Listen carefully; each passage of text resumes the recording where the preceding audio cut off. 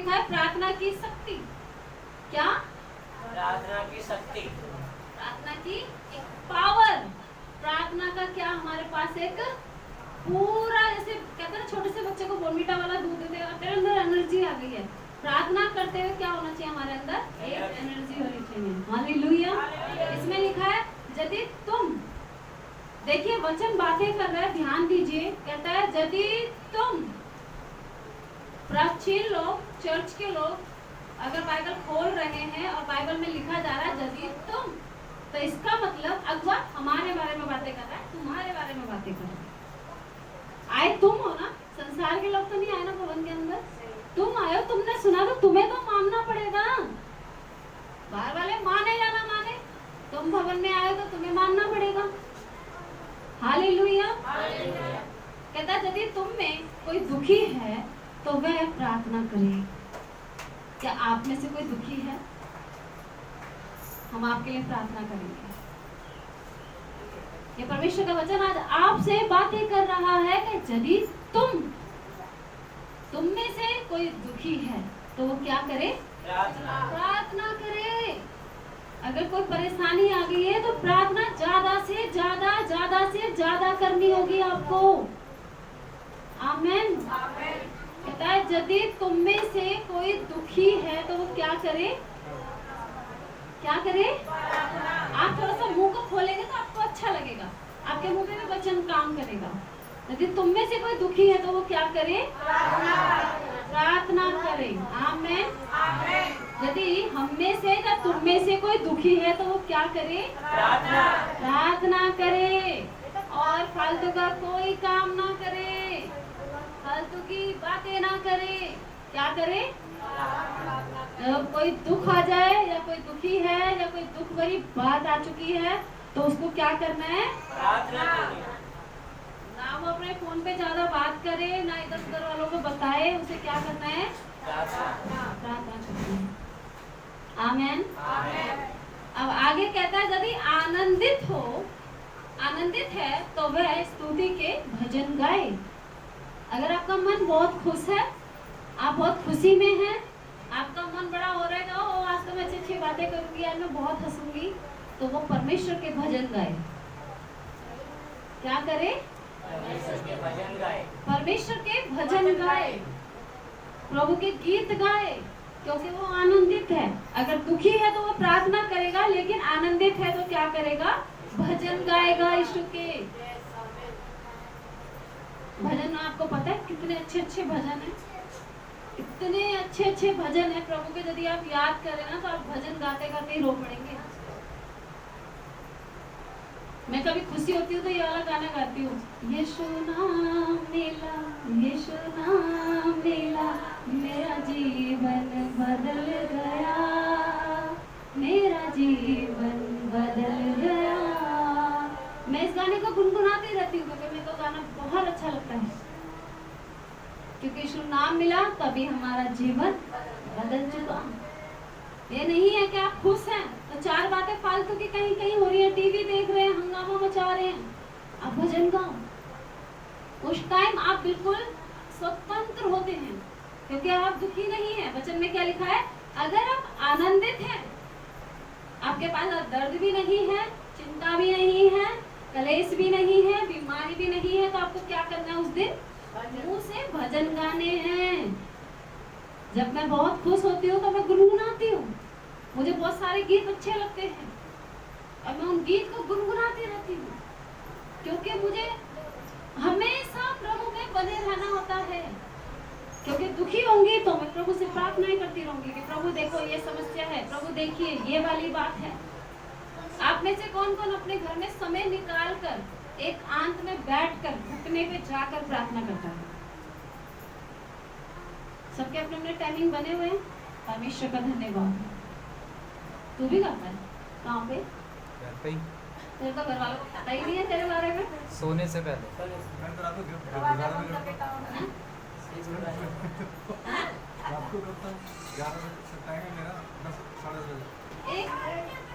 अगर आप टाइम दे रहे हैं परमेश्वर को तो परमेश्वर अगले दिन वेट करता है कि इस टाइम तो मुझे मिला था, आज भी मिलेगा, आज भी मिलेगा। और प्रभु ऐसे इंतजार करते हैं कि आज भी भी मेरे से प्रार्थना करेगा। जब आपके बच्चे आपके सामने बैठते हैं, आपको अच्छा लगता है, वैसे ही परमेश्वर खुश होता है जब आप बैठ जाते हैं किसी कोने पे। मैं एक बार फिर से हाथ देखना चाहूंगी, ईमानदारी वाले हाथ, बुरा ना माने, आप परमेश्वर को समय देते हैं, ये बहुत अच्छी बात है। परमेश्वर तुम्हें बहुत बहुत आशीष दे, और जो नहीं देते वो देना शुरू करेंगे आज से। चलते फिरते भी प्रार्थना होती है, लेकिन एक समय देना बहुत अच्छी बात है। आप मान लीजिए आप किसी के घर गए हैं, मैं आपको एक अपनी कहानी बताऊं क्या? मेरी नंद से बोलचाल नहीं थी मेरी,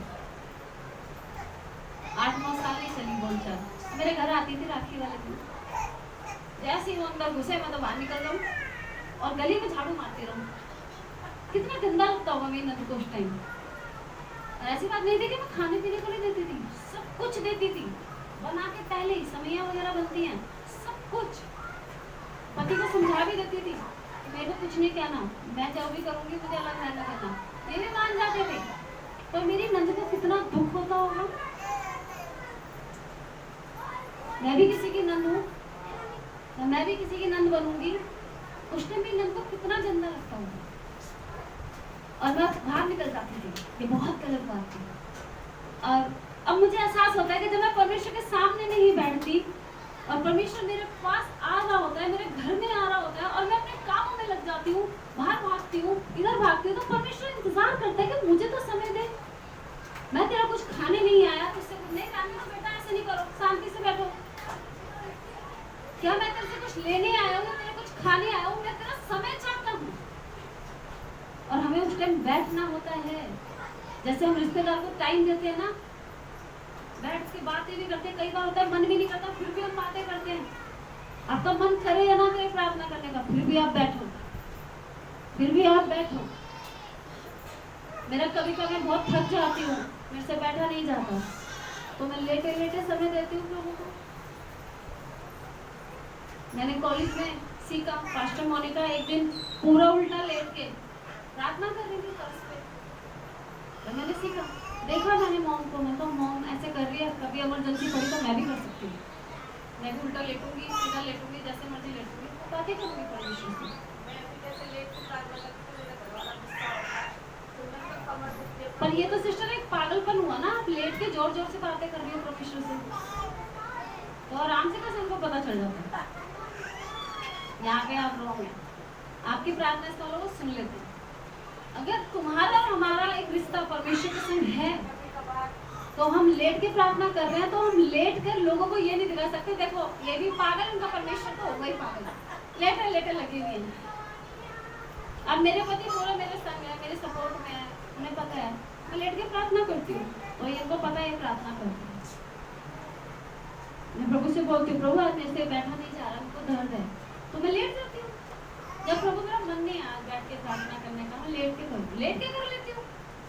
तो बातें तो करनी पड़ेंगी ना परमेश्वर से, पर फिर वो समय मेरा प्रार्थना का ही होता है। अगर मैं लेटी हूँ, वो समय मेरा परमेश्वर को ही होता है। कभी कभार मैं अपने पार्लर की कुर्सी के पास ऐसा सर रखती हूँ, खड़ी खड़ी मैं बातें करती हूँ, आमीन करती हूँ। परमेश्वर के बिना कुछ भी नहीं है। हालेलुया। और अगर हम आनंदित हैं तो भी हमें उसी में बने रहना है, क्योंकि उसी में जाके हमारा आनंद पूरा होता है। हालेलुया। हालेलुया। स्तुति के भजन गाएं। इसमें 14 में लिखा हुआ है, यदि तुम, फिर से आ गई बात, यदि तुम, परमेश्वर का वचन बातें कर रहा है, आप लोग ध्यान से इन चीजों को सुने। क्या लिखा हुआ है? यदि तुम में कोई रोगी है, कोई बीमार है, पहले कह रहा था अगर दुखी है, दोबारा कह रहा था आनंदित है, अब कहता है यदि तुम में से, क्योंकि आनंद के बाद एक बार तो दुख आता ही आता है। आप शादी में जाते हैं, बड़े नाचते कूदते हुए आते हैं, हाय हाय करते हुए, दर्द हो रहा है, ज्यादा खा लिया, गैस बन रही है, कह रहा रोगी है कोई, पहले कह रहा था आनंदित। आनंदित का मतलब नाच कूद, उछल कूद, गीत भजन स्तुति, डीजे पार्टी लोगों वाली, वो ज्यादा आनंद में आ जाते हैं, तो डीजे पे आनंद इनका आते हैं सारा। उनका आनंद डीजे पे निकलता है, अगले दिन वो भी आए हाय हाय हाय करते हैं। तो परमेश्वर मसीह के लिए और संसार के लिए दोनों से बातें कर रहे हैं कि ज्यादा नाच कूद के बाद अगर तू रोगी हो जाए, तेरा कहीं गैस का दर्द आ जाए, तो तेरे सर में दर्द आ जाए, तो तूने रात को ज्यादा ही कुछ कर लिया हो, तो तेरा सर का दर्द ना जा रहा हो, एक रोगी के विषय में बातें कर रहे हैं परमेश्वर। मसीह लोग भी जब बिल्कुल मगन हो जाते हैं, जब मसीह को भूल जाते हैं, जब परमेश्वर से दूर हो जाते हैं, तो क्या होता है? रोग आ जाता है, एक बीमारी आ जाती है। लिखा है यदि तुम में कोई रोगी है तो क्या करे? तो क्या करे?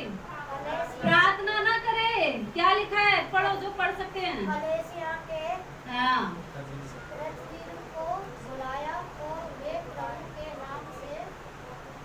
कह रहा है यदि तू नाच कूद कर आनंदित होकर बीमार हो जाए, रोगी हो जाए, तो क्या करे? कलीसिया के, कह रहा है चर्च के प्राचीन को बुला। कहीं डॉक्टर का नाम नहीं है यहाँ पे मसीह लोगों के लिए। किसको बुला? प्राचीन। प्राचीन का मतलब अपने अगुओं। कहीं डॉक्टर का नाम नहीं है। मान लीजिए अगर आप सरकारी हॉस्पिटल में भी जा रहे हैं, आपका रिक्शे का किराया लगेगा, ऑटो का किराया लगेगा, लेकिन उन्होंने बाहर से कोई दवाई लिख दी तो वो भी, फिर आपको हल्का फुल्का फ्रूट खाना पड़ेगा, जूस पीने पड़ेंगे, हो रहे हैं ना फालतू के खर्चे। और यहाँ पे यीशु मसीह क्या कह रहे हैं? परमेश्वर का वचन क्या कहता है? कलीसिया के प्राचीनों को बुलाएं। यहाँ पे कहीं नहीं लिखा रिश्तेदारों को तंग कर दें या डॉक्टर को बुलाएं या बहुत बड़े वाले डॉक्टर को या किसी वैद्य को बुलाएं। क्या लिखा हुआ है? कलीसिया के प्राचीन को बुलाएं। यहाँ पे तुम लोग बैठे हैं, ये क्या है? कलीसिया क्या है? ये है चर्च। चर्च को प्रभु कह रहा है कलीसिया। और एक जगह तो कहता है तुम मेरी देह हो, देह, तुम मेरा शरीर हो और मैं इस कलीसिया का क्या हूँ? सिर। कह रहा है यदि तुम में से कोई रोगी है तो कलीसिया के प्राचीनों को बुलाओ। और अगर तुम नहीं बुला पा रहे हो तो किसी के द्वारा संदेश भेजो। उस टाइम फोन नहीं था तो प्रभु लिख देता। उस टाइम अगर फोन होता तो प्रभु कहता कि कलीसिया को फोन कर और बुला। लेकिन कह रहा है कि प्राचीनों को बुलवाएं, इसका मतलब संदेश भेजें, बुलावा भेजें अपने परिजनों को, अपने चर्च के कलीसिया के मेंबर्स को, अपने अगुओं को। उनको कहो कि वो हमारे घर आए। और वह आगे लिखा है और वह प्रभु के नाम से। देखिए एक एक बात क्लियर है। आपको सीखनी है तो सीखिए, नहीं सीखनी मत सीखिए। मेरा इसमें कोई वो नहीं है, ना मेरे को कुछ मिलने वाला है और ना कुछ मेरा जाने वाला है। और मुझे इतना पता है कि यदि हम इन वचन को पूरा करते हैं तो परमेश्वर की आशीष हमारे ऊपर रहेगी। आमीन। आगे लिखा हुआ है और वह प्रभु के नाम से उस पर, किस पर? रोगी पर। किस पर? रोगी पर। अभी पढ़ा था ना, रोगी पर, बीमार पर। दोबारा पढ़ती हूँ। और वह कहता है कलीसिया के प्राचीनों को बुलाए और वह प्रभु के नाम से। देखिए क्या लिखा हुआ है? प्रभु के नाम से उस पर तेल मलकर। जिस तेल को आप लेकर आते हो ना, प्रार्थना कर दो घर ले जाएंगे, कह रहा प्रभु के प्राचीनों को बुला और वो तुझ पर तेल लगाकर, तुझ पे तेल मलकर तेरे लिए क्या करेंगे? आ गई ना प्रार्थना की बात। शुरू में भी उसने कहा था दुखी हो तो प्रार्थना कर ले, और तेरा प्राचीन आएगा वो भी तेरे लिए प्रार्थना करके जाएगा। तेरा दास आएगा वो भी तेरे लिए प्रार्थना करके जाएगा। लेकिन बात एक और है बीच में, जैसे ही तुम्हारा मन करता है कि आप फोन करें अपने अगुए को, वैसे ही आपके भीतर से एक आवाज आएगी कि उन्हें तंग मत करो, वो बहुत बिजी होंगे, वो परेशान हो जाएंगे, छोटी बात के लिए उन्हें मत बताओ। तो वहां पे आप परेशान है, मैं परेशान नहीं हूँ, मुझे कोई दिक्कत नहीं है, मेरे को तो पता भी नहीं है। परेशानी आपकी बढ़ जाएगी, आप इमरजेंसी में जाएंगे, आप और ज्यादा दवाइयाँ खाएंगे। क्यों? क्योंकि समस्या आपके दिमाग में आ चुकी है। बातें शैतान तुम्हारे दिमाग में कर रहा है, मेरे दिमाग में नहीं कर रहा। शैतान ने आपके दिमाग में कहा कि उन्हें मत बुलाओ, उन्हें फोन मत करो। तो इसका मतलब शैतान नहीं चाहता कि आप पे प्राचीन आए और तेल लगा के प्रार्थना करें। शैतान चाहता है कि तुम बीमार हो। शैतान क्या चाहता है? तुम बीमार रहो। और वचन में क्या लिखा हुआ है? प्रभु के नाम से उस पर तेल मल कर उसके लिए प्रार्थना की जाएगी। और क्या होगा? विश्वास की प्रार्थना से क्या होगा? रोगी चंगा हो जाएगा। रोगी क्या होगा? भला और चंगा हो जाएगा। हालेलुया। 14 वचन जोर से पढ़ेगा भानु।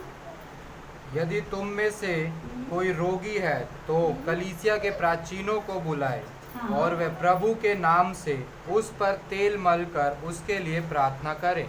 उसके लिए प्रार्थना करें। यदि तुम में से कोई रोगी है, अगर आपको लगता है कि मैं बार बार बीमार क्यों हूँ, मुझे क्या समस्या है, तो वो कलीसिया से बुला सकता है। ज्यादा बीमार, अब कल को ऐसा मत कर देना सर में दर्द है, बुला दीदी को। दस्त लग रहे, 2 बारी लैट्रिन कर रहे, बुला दीदी को, बुला फोन में, आपको फोन वचन में लिखा है, सुना था मैंने उस दिन। ऐसा भी मत कर देना। रोगी, एक रोग तुम्हें बार बार बेड पे गिरा है, छींक आ जाए, मेरे पास फोन आए, तेल मलना, ऐसा मत करना। सही से सीखना।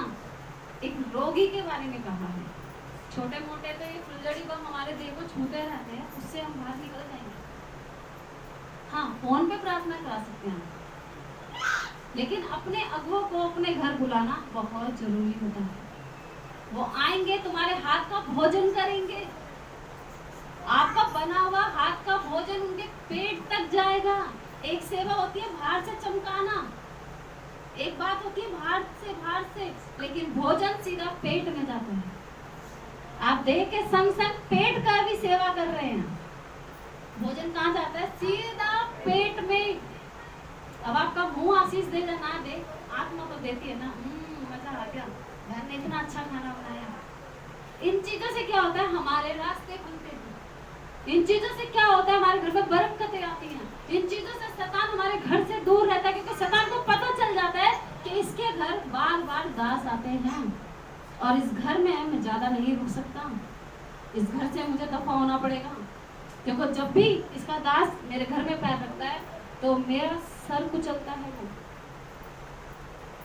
हालेलुया। प्राचीनों को बुलाने के लिए ऐसे नहीं बोल दिया होगा परमेश्वर ने कि प्राचीन को बुला लेना। जैसी प्राचीन आएगा तो समझ लीजिए कि शैतान का सत्यानाश। आमेन। 15 पढ़ेंगे लोग से। और विश्वास की प्रार्थना के द्वारा रोगी बच जाएगा। देखिए, और विश्वास की प्रार्थना के द्वारा रोगी बच जाएगा। अपने पड़ोसी को कहें कि विश्वास की प्रार्थना से हम बच जाएंगे। हालेलुया। कहता और विश्वास की प्रार्थना के द्वारा रोगी बच जाएगा। हालेलुया। और आगे, और प्रभु उसको उठाकर खड़ा करेगा। प्रभु उसको उठाकर खड़ा करेगा। इसका मतलब खांसी जुकाम नहीं है। कोई बड़ा रोग हो जाता है तो प्राचीन को बुलाते हैं। कोई बड़ी समस्या आ गई है, उससे खड़ा नहीं होया जा रहा है, तो प्राचीन जाके उसके लिए तेल मलेंगे, उसके लिए प्रार्थना करेंगे। हालेलुया। और उससे क्या होगा? प्रार्थना उसको उठा के खड़ा कर देगी। एक विश्वास की प्रार्थना उठाकर खड़ा कर देगी। आपको पता है कौशल्या बहन थी, जिसके बारे में मैंने थोड़े दिन पहले आपको गवाही दी थी। अलीगढ़ वाली बहन है जिन्होंने अपनी बाइबल लौटा दी थी। उनका 1-2 दिन पहले मंगलवार को उनका कॉल आया था मेरे पास और कहने लगी कि उनकी बेटी ने कहा कि मेरी मम्मी के अंदर एक मेरी चाची आ गई है। उनका चाची ऐसे कैसे मम्मी में आ गई? कहती वो मरी हुई आ गई। तो मेरे को ये बातें समझ नहीं आती। अच्छा ऐसा हो रहा है क्या? कि हाँ। मैंने कहा आपने अपनी बाइबल भी भेज दी है, प्रार्थना नहीं करते हो, क्या बात है? कि नहीं, प्रार्थना हम डेली करते हैं, लेकिन हमने वचन दे दिया है किसी को। मैंने कहा अच्छा। मैंने कहा वो दे दिया है ना, मांगना मत उससे। अब नया जल्दी से जल्द फिर ले लो। एक मैं कहूँगी बाइबल ले लो तो तुम फिर हमारा बाइबल दे हमें लौटा के। जिसको मिल गया जाने दो और नया ले लो। तो मैंने कहा मुझे क्या करना है? प्रार्थना करो आप हमारे लिए, वो चाची बहुत तंग कर रही है। फिर मैंने प्रार्थना करी। मैंने आपको थोड़े दिन पहले बताया था, वो कह रही थी कि मैं अलीगढ़ गई थी तो मैं ऐसे चल रही थी, ऐसे चल रही थी, मेरे को लगा मैं सीधी चलूंगी।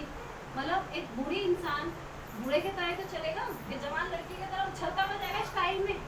तो वो कह रही थी कि मैं अलीगढ़ से जब आऊंगी तो मैं उछलते कूदते हुए आऊंगी। जो मेरा थोड़ा सा ऐसा थोड़ा सा लंगड़ापन है, ऐसा थोड़ा लंगड़ापन है, उसको मैं बिल्कुल नॉर्मल कर आऊंगी। लेकिन उससे पहले उसको विश्वास करना पड़ेगा, क्योंकि उसने एक बार विश्वास किया था जब वो खाट पे लेटी हुई थी, उसको पैरालाइज था, और वो खड़ी भी हुई थी। वो दोनों का विश्वास था, उसका भी था, मेरा भी था। इसीलिए वचन में लिखा हुआ है कि उठकर खड़ा हो जाएगा रोगी। अगर रोगी बीमार है तो क्या होगा? खड़ा हो जाएगा। और एक बार अगर हम जा भी रहे हैं और विश्वास नहीं कर रहा है रोगी, तो रोगी खड़ा नहीं होगा। हम उसमें कुछ भी नहीं कर पाएंगे। और हम जाते भी ऐसी जगह, कई जगह जाते हैं, लेकिन वो लोग विश्वास नहीं करते तो रोगी खड़ा नहीं हो पाता।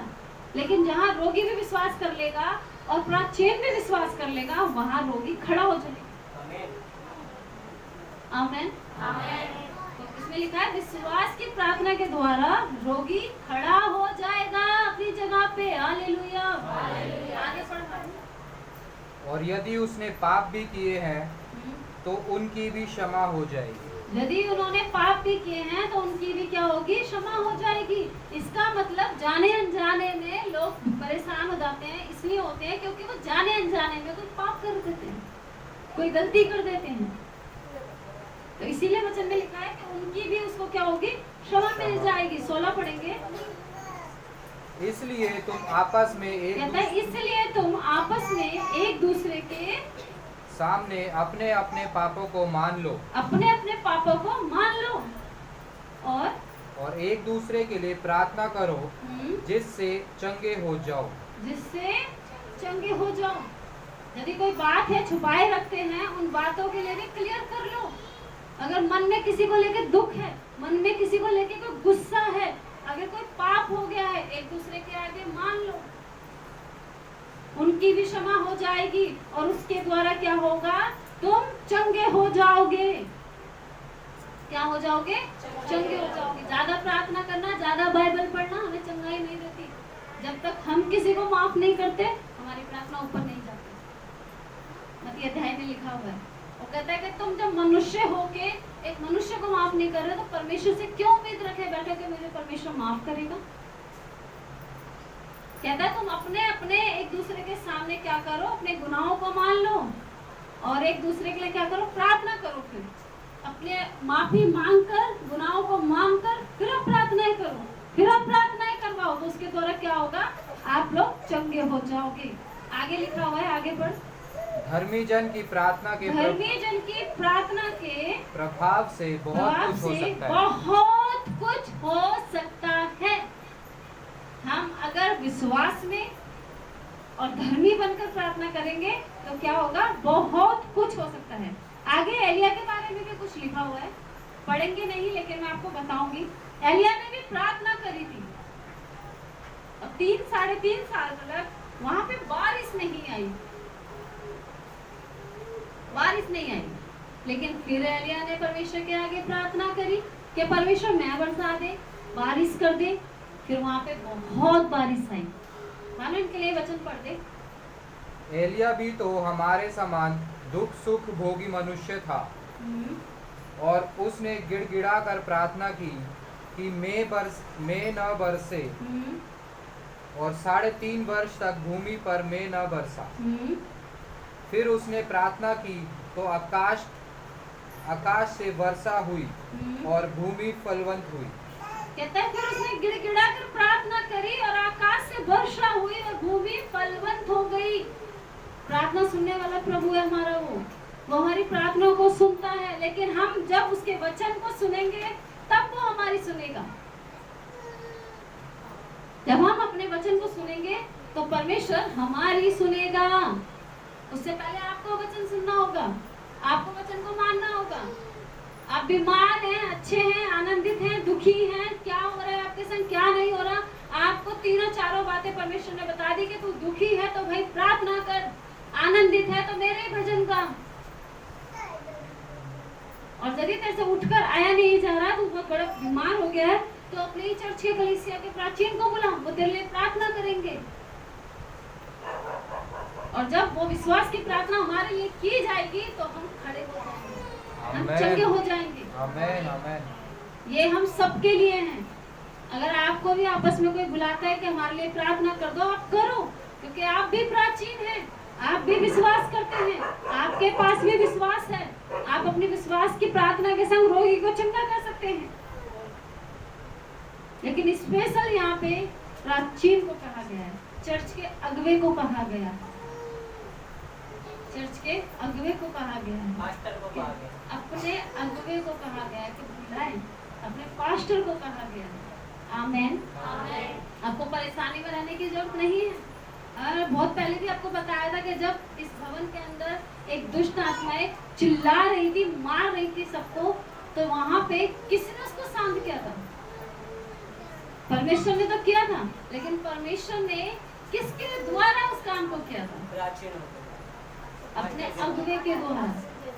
बहुत पहले की बात है, ये कमला नगर के साइड से एक बहन आई थी और वो बहुत मोटी ताजी थी, जैसे बीवी बैठी हुई है, बीवी से भी अच्छी मोटी ताजी। मैंने पहले भी आप लोगों को बताया था। और उसमें एक गंदी दुष्ट आत्मा आ गई थी और उस दुष्ट आत्मा को इतना गुस्सा आ रहा था, वो मार रही थी, पीट रही थी। गोदी में एक छोटा सा बच्चा, उस बच्चे को भी फैल के उठा के, और वहाँ पे जो 2-3 बहनें बैठी हैं शीशे के पास, वहाँ उसने दीवारों में हाथ मारा, यहाँ तक कि दीवारों पे भी खून लग गया था। उसकी सारी चूड़ियाँ टूट गई थी, लोगों को खून आया, लगा, बहुत चोट हुई, मार पिटाई हुई बहुत ज्यादा। और मैं वहीं पे थी और मैं गाना गा रही थी आत्मा में। मेरे को लगा ये सब कर लेंगे, लेकिन परमेश्वर का आत्मा बढ़ चढ़कर काम अगुवे के द्वारा करता है। अगर वो अपना अभिषेक अगुवे के ऊपर देता है, इसीलिए उसने क्या बोला कि कलीसिया के प्राचीन को बोला, किसी और का नाम नहीं, प्राचीन के बारे में बोला गया है। आपको जल्दी आशीष, जल्दी छुटकारा, जल्दी चंगाई एक प्राचीन के द्वारा मिल सकती है। क्योंकि ये यहाँ जो मैं खड़ी हूँ, मेरी इच्छा नहीं है। मैंने आपको बताया कि मेरा जीने का तरीका, मेरा रहने का तरीका बहुत ही अलग था, जो कि मैं अपने घर की स्टोरी बता भी चुकी हूँ और बाकी स्टोरी मेरे पति जानते भी हैं। ये सब परमेश्वर की इच्छा है जो मैं इधर खड़ी हूँ। ये परमेश्वर चाहता है कि मैं इधर खड़ी हूँ। और जो गली का डॉक्टर है, ये भी उस दिन भवन के अंदर ही था, और जब वो सबको पीट रही थी, मार रही थी, उसने तो यहाँ तक ये भी सोच लिया कि मैं सुई लाऊंगा, नींद की उसको लगा दूंगा। और जब मैंने आँख खोली तो सच में मेरे पास कुछ भी नहीं था, मेरे पास एक विश्वास था। और उसी विश्वास में आकर मैंने उसे ये कहा था कि ये गंदी दुष्ट आत्मा शांत हो जा और कोने में जाके बैठ जा, और अब तू किसी को नहीं मारेगी यहाँ पे, और किसी को तो क्या, मुझ पे भी हाथ नहीं उठाएगी। और उस दुष्ट आत्मा ने कहना माना और वो दुष्ट आत्मा निकल भी गई थी। और डॉक्टर ने इस बात को बताया भी था, मैंने पहले गवाही भी दी है, यूट्यूब पे भी आप देख सकते हैं, हमने अपनी वीडियो डाली हुई है, वो सारी वीडियो डाली हुई है जो उसकी मार धाड़ ये सब हुआ था, और उसकी गवाही की भी डाली है। उसको हमेशा के लिए चंगाई भी मिली थी। और डॉक्टर साहब ने बोला कि अगर ये नहीं होती तो आज ये सबको पीटती यहाँ पे, क्योंकि वो किसी से नहीं डर रही थी, उसको डर लग ही नहीं रहा था किसी से। और मैंने उसको छुआ भी नहीं, तो उसके पास भी नहीं गई। उसने उसे हुक्म दिया कि इस काम को ऐसे कर। मैं खुद बहुत हैरान हो जाती हूँ कि परमेश्वर का अनुग्रह, परमेश्वर का इतना अभिषेक हमारे ऊपर है जिसे कि हम महसूस भी नहीं कर सकते, सोच भी नहीं सकते। मैं अपने घर के 2 बच्चों को पालना पोसना बड़ा मुश्किल बात होती है। तुम्हारे घर में भी 2 या 4 बच्चे होंगे, कितनी मुश्किल बात होती है। एक पिंकी है, पिंकी ये भी पिछले मंगलवार को रो रही थी, कहीं मेरी सांस चली गई, मैं इसको नहीं पाल सकती, मैं इसको नहीं संभाल सकती। मैं अकेले में बैठ के सोचती हूँ कि प्रभु इतनी सारी बहनें भाई आते हैं, मैं उनको कैसे संभाल रही हूँ, कैसे ये सब चलता जा रहा है, चलता जा रहा है, 4 साल पूरे होने वाले हैं, कैसे चल रहा है सब कुछ। प्रभु कहता है मैं तुझ में रह के सारे काम कर दूंगा, बस तू यहाँ खड़ी हो जा। कभी मैं किसी से लड़ पड़ूं या उल्टा सीधा बोल दूं तो कहती प्रभु मैं तो ऐसी हूँ। प्रभु कहता है गुस्से में सब होता है, लेकिन मैं फिर भी तेरे से ही सारे काम करवाऊंगा, तुझे यहीं खड़े रहना है। पर एक दूसरे से माफी मांग लो, एक दूसरे से प्रेम करो, एक दूसरे के गुनाहों को क्षमा तो कर दो, क्योंकि वचन में लिखा है हमेशा हम पापी नहीं है, हमेशा हम गुनहगार नहीं है। हमें मौका दिया गया है कि एक दूसरे के सामने अपने अपने अपराधों को मान लो। मैं यहाँ पे खड़े होकर अपनी कुछ गवाहियां देती हूँ, पुरानी बातें बताती हूँ, लोग मुझे सुन भाई मैं तो अपनी गवाही देती हूँ, तुम्हें जो समझना है समझो, तुम्हें जो सही लगता है लगाए, मुझे कोई दिक्कत नहीं है। मैं यहाँ इस जगह पे खड़े होकर झूठ नहीं बोल सकती, मैं इस जगह पे वही बोलूंगी जो मेरी आत्मा से बाहर आएगा। अगर मैं गलत थी तो थी, इसे मेरा परिवार भी जानता है, लेकिन आज तो मैं वो नहीं हूँ। आज तो परमेश्वर ने धोके मुझे शुद्ध करा है। अब चाहे कोई कुछ भी कहता रहे, तुम लोग मुझे बाहर से देखते रहे, लेकिन परमेश्वर मुझे अंदर से देखता है। अब लोग अपनी आंखों से क्या देख रहे हैं, उनको मैं कैसी दिख रही हूँ, वो मुझे इससे क्या लेना देना। परमेश्वर कैसे देख रहा है? परमेश्वर मुझे कहाँ से देखता है? अंदर से। तो अंदर से देखने वाला ही परमेश्वर ठीक है। इसीलिए एक दूसरे के सामने अपने अपने अपराधों को माने, एक दूसरे को क्षमा करें, ताकि हम चंगे हो जाएं। आमीन। आमीन। इस संगति में रोज आना, हफ्ते में 3 बार आना, ये क्या आपकी मर्जी है, मेरी मर्जी है? पार्लर में लड़की ना होना, फिर भी मैं को यहाँ के खड़े होना, ये तुम्हारी है, मेरी नहीं है मर्जी, है परमेश्वर का समय है। और ये समय हमेशा चलता रहेगा, चलता रहेगा, चलता रहेगा। अगर मैं दुनिया में नहीं रही, मैं मर भी गई या प्रभु में सो भी गई, तो यहाँ पे कोई और खड़ा हो जाएगा। लेकिन जब तक परमेश्वर का काम है, बंद नहीं हो सकता। इसीलिए वचन में जो लिखा है उसको माना करो, उसी पे चलो, ताकि तुम्हारे जीवन में बहुत अच्छी और बहुत बड़ी बड़ी गवाहियां बन जाए। ऐसा जीवन मत जियो कि बस आ रहा है आने दे, जा रहा है जाने दे, हो रहा है होने दे। नहीं, वचन में जो लिखा है उसे पूरा करो। टाइम मिला तो जाएंगे, टाइम मिला तो नहीं जाएंगे, नींद आएगी तो सोएंगे, नींद नहीं आएगी तो नाचेंगे, नाचेंगे तो कहीं जाएंगे। जो करना है करो, जो परमेश्वर का समय है उसे देखो। उसने कहा कि मैंने पहला दिन बनाया, दूसरा दिन बनाया, तीसरा दिन बनाया, फिर चौथा भी बनाया, 5वां भी बनाया, 6वां भी बनाया। और वो सारे दिन किसको दिए? किसे? अच्छा, इतने दिन वो ले लेता ना बेटिया, तुम पता नहीं क्या ही करती। सारे दिन किसको दे दिए? किसे? 6 के 6 दिन किसको दिए? और वो 7वां दिन किसका था? परमेश्वर का। बताओ कितने ज्यादा हम मतलबी हो रहे हैं कि 6 दिन में भी हमारा पेट नहीं भरता। 7वां दिन तो परमेश्वर का, वो तो दे टाइम से। इंतजार करती है चर्च की औरतें, जिनके पति मार रहे हैं, कूट रहे हैं, वो चर्च नहीं जा पाई, इंतजार करती हैं कि हम कैसे चर्च जाएं। हमारे पार्लर की लड़की है, वो हर हफ्ते अपने पति को झूठ बोल रही है इन दिनों। संडे को चर्च नहीं जाने दे रहा है, मार रहा है, पीट रहा है। शनिवार को जाती है, पार्लर से जाती है, पार्लर ही वापस आती है। मैं कहती हूँ प्रभु देख, इसके अंदर एक असली भूख प्यास है, तभी तो ये भाग रही है, तभी तो तेरे पास जा रही है। इसे पता है रास्ते खुलेंगे, एक दिन मेरा पति का मन बदलेगा। उस दिन मैंने उसको जुमाने के लिए बोला, मैं कहा नीता बहुत गलत बात है, तो झूठ बोल बोल कर चर्च जा रही है, तेरे पति को मैं चुगली करूंगी। क्या ही कर देना, जब खुलासा होगा तो मैं बस इतना ही बोलूंगी कि मैंने कुछ गलत नहीं किया, मैं चोरी छुपे सिर्फ चर्च गई हूँ। मैं कहा चलो प्रभु सही है, डरती तो नहीं है, अंदर से तो सही है, स्ट्रॉन्ग है।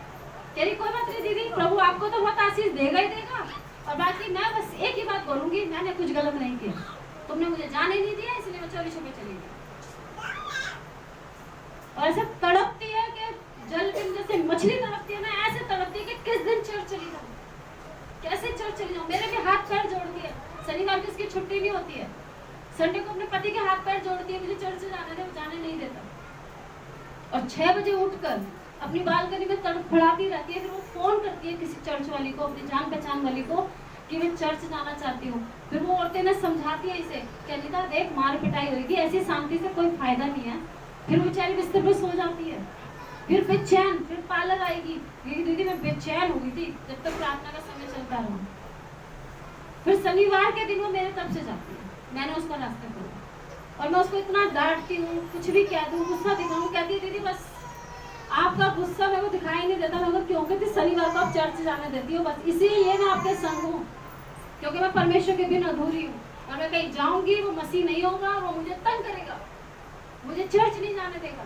अगर मेरा मोबाइल चलता है तो प्रभु के गाने मैं चला देती हूँ, यदि उसका चले तो वो चला देती है। हम दोनों एक दूसरे के संग बहुत खुश हैं। ना वो कोई फिल्मी गाने सुनती, ना मैं कोई फिल्मी गाने सुनती, ना वो कोई धार्मिक गीत सुनती, ना मैं कुछ सुनती। तो परमेश्वर हमारी जरूरतों को पूरा करता है। और हमारी संगति भी ऐसे इंसान के संग होनी चाहिए जो पूरा मसीह में भरा हुआ हो। ज्यादा देर जब हम संगति किसी गलत इंसान के संग करते हैं तो हमारी सामर्थ्य खिंच जाती है, हमारे सारा बल खिंच जाता है, क्योंकि सारा अंधकार अंधकार होता है। तुम ज्योति हो, आप अपनी ज्योति में तभी बने रह सकते हैं जब संगति में, वचन में, प्रार्थना में लगातार हो। नहीं तो फड़फड़ाने लग जाता है ना दिया, वैसे हमारी लाइफ हो जाती है। अपने पड़ोसी को कहें कि परमेश्वर के हर एक वचन को मैं मानूंगी। क्योंकि परमेश्वर मेरा पिता है और मैं उसकी बेटी हूँ मैं उसका बेटा हूँ, और मैं एक अच्छी बेटी बनूंगी अच्छा बेटा और हूँ, अपने पिता की हर एक बात को मानूंगी। अपने पिता की हर एक बात को भले वो दिखता नहीं है लेकिन वो मेरे संग है, वो मेरे संग है।